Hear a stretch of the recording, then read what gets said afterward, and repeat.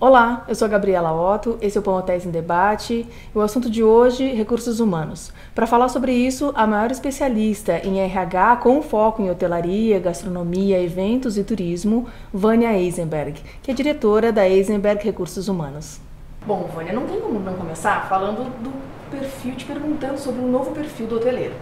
A gente ainda está naquela fase de que a experiência operacional é o que vai fazer a carreira do hoteleiro ou isso já está mudando? Conta um pouquinho o que você está vendo no mercado. Eu creio que essa seja a última geração que você ainda encontra os profissionais que ascenderam operacionalmente, que começaram fazendo e foram crescendo. Essa é a última geração. E que encontram os profissionais oriundos, com uma formação acadêmica, vindo da academia. O pessoal já está fazendo a faculdade, emendando na pós-graduação, exatamente, está morando fora, isso já está então, isso que é fundamental. Isso hoje é fundamental. Inclusive a gente recebe no perfil profissionais, a busca por profissionais que já tenham experiência multicultural, quer dizer, morar em outros países, fazer intercâmbio. Então hoje cada vez mais há uma preocupação com a formação acadêmica e ainda convive no mesmo ambiente com esses profissionais que chegaram no topo da carreira, mas que não tiveram uma formação em embasamento acadêmico, procuram uma compensação. Então eles têm muita operação e é um interessante, e esse mix também é interessante para o mercado hoteleiro. E esse pessoal que está entrando agora, se fala muito do conflito das gerações ou do impacto das gerações dentro das empresas. Eu noto que tem muito líder hoteleiro que ainda não está preparado para lidar com um Y, né? Como é que você está vendo isso? Esse conflito, isso impacta diretamente nos negócios, na produtividade?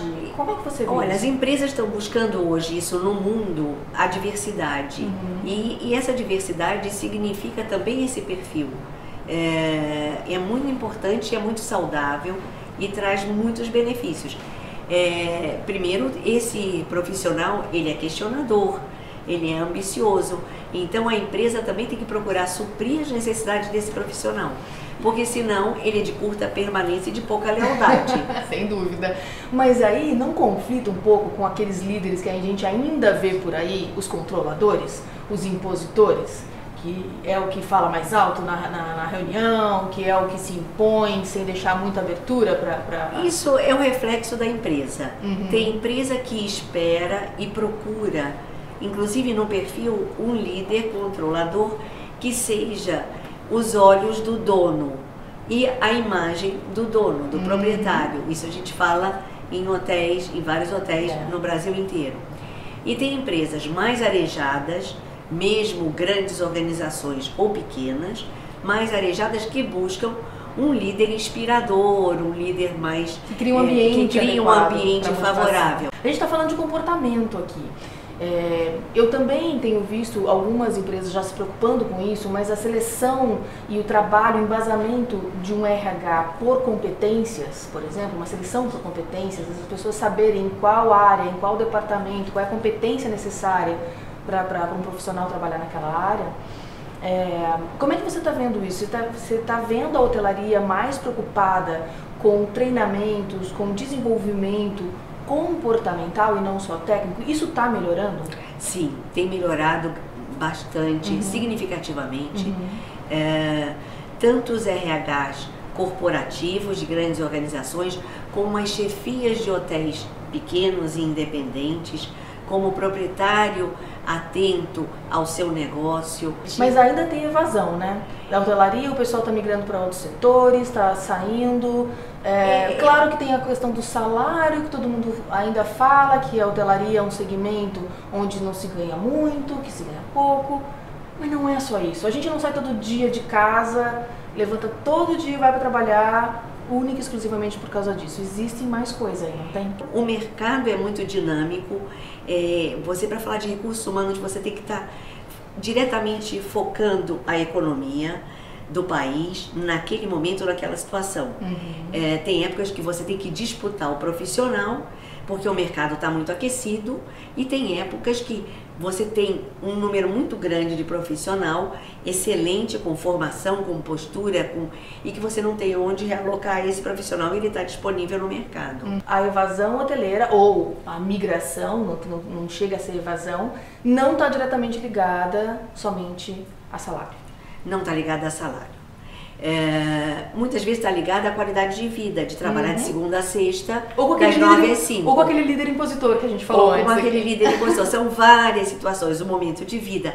Outro também segmento que tem contratado, que tem buscado o profissional de hotelaria, são os cartões de crédito private ou premium, que buscam profissional de hotelaria no sentido de levantamento e de acompanhamento do perfil de cada cliente. Vamos voltar para dentro do hotel.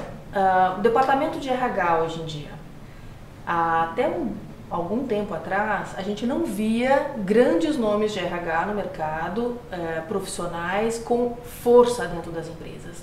A gente tinha departamentos pessoais. Está mudando isso? Algumas empresas sim. Então o primeiro passo é identificar qual é a cultura, quais são os objetivos verdadeiros, não aqueles que estão pregados na parede. Primeiro precisa saber se aquilo que está pregado na parede é o que na verdade se pratica. Vânia, fala alguns números de mercado.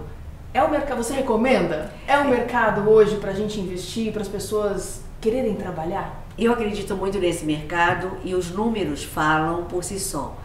Hoje 6 a 8% das pessoas no mundo trabalham em alguma atividade ligada a turismo, gastronomia, hotelaria e eventos.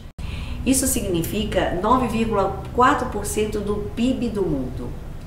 No Brasil, vamos transpor para a nossa realidade, já existem 6,1% das pessoas, isso significa 5,5 milhões de pessoas trabalhando nesse segmento.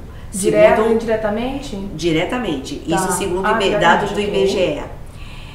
Com relação a investimentos, a projeção de 7,3 bilhões de dólares a ser investido na construção de novos hotéis, de melhoria de aeroportos, melhoria da infraestrutura ligada ao turismo, que vão gerar diretamente 31.729 postos de trabalho.